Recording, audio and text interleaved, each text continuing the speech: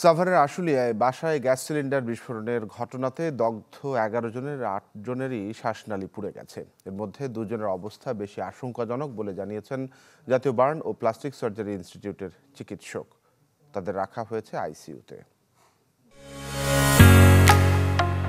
ঢালাইয়ের সেরা premier cement.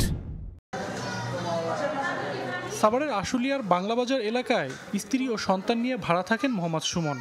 শবে বরাত উপলক্ষে সেখানে বেড়াতে যান তার মা ও ভাই সোহেলের পরিবার। কিন্তু আনন্দঘন সময় মুহূর্তেই রূপ নেয় বিষাদে। রান্না করার সময় গ্যাস লিকেজ থেকে ঘটে বিস্ফোরণ।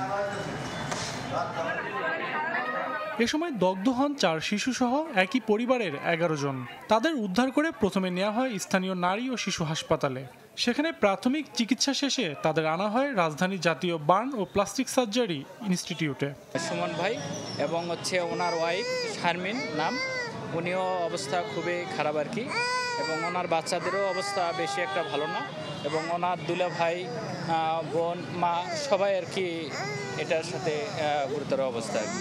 বাচ্চাটা ভাই যে ৩ মাসের বাচ্চাটা, ওনার এক সাইড আর চোখের এই সাইড থেকে এই পর্যন্ত পুরো একবারে হয়ে গেছে।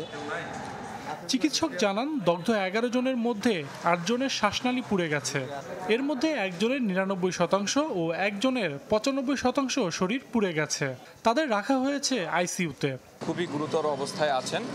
বাকি যারা আছেন তাদেরও মেজর বার্ন হয়েছে, কারো ৪২%, কারো ২৫%, ২০% এরকম করে আছে।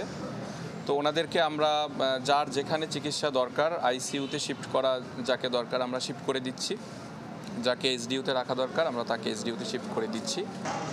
ঘটনায় দগ্ধ ৩ জন আশঙ্কামুক্ত, তবে তাদেরও হাসপাতালে রেখে চিকিৎসা দেয়া হবে বলে জানান এই চিকিৎসক। সজল সাইক, চ্যানেল 24, ঢাকা।